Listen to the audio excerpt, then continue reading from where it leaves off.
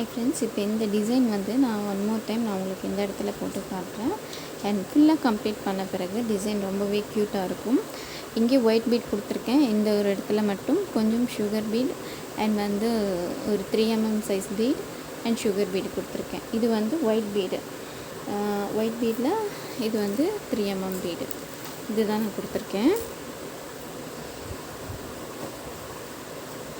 எப்பவுமே பீட் எடுக்கிறப்போ ஈஸியாக எடுக்கணும். நம்ம இந்த மாதிரி த்ரெட்டில் இப்படி வச்சுட்டு இப்படி இந்த நீடில் வச்சு இப்படி எடுத்தோன்னா ஈஸியாக எடுத்துடலாம். நம்ம பாருங்கள், இப்படி எடுத்தோன்னா ஈஸியாக வந்துடும்.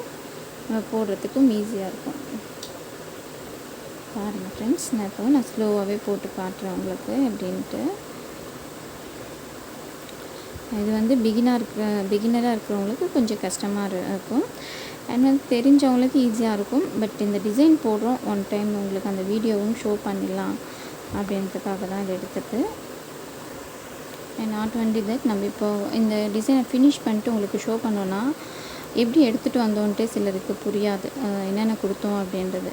பட் பார்க்குறப்போ ஈஸியாக இருக்கும். பட் நம்ம கம்ப்ளீட் பண்ணிவிட்டு அந்த ஃபுல் ஒர்க்கையும் காட்டுறப்போ கொஞ்சம் நம்மளுக்கு கன்ஃபியூஷனாக இருக்கிற மாதிரி இருக்கும். ஸோ அந்த இதை நம்ம அவாய்ட் பண்ணுறதுக்கு தான் நான் வந்து உங்களுக்கு ஒன்றுமே நான் வந்து உங்களுக்கு ஷோ பண்ணி போட்டுட்டு இருக்கேன் எவ்ரி சிங்கிள் வீடியோவும். இப்போ பாருங்கள், பீடை அழகாக நம்ம இப்படி வச்சுட்டு இதில் இப்படி பின் பண்ணி எடுத்தோன்னே ஈஸியாக டக்குன்னு எடுத்துடலாம். ஃபாஸ்ட்டாக எடுக்கிறதுக்கு நான் ஃபுல்லாக கம்ப்ளீட் பண்ணிவிட்டு ஷோ பண்ணுறேன்.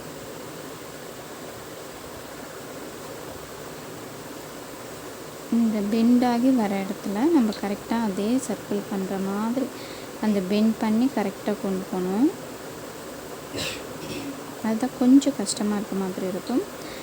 பட் போட்டிங்கன்னா போட ஈஸியாக வந்துடும். நீங்கள் பாருங்கள், இந்த மாதிரி ரெண்டு ஒன்றா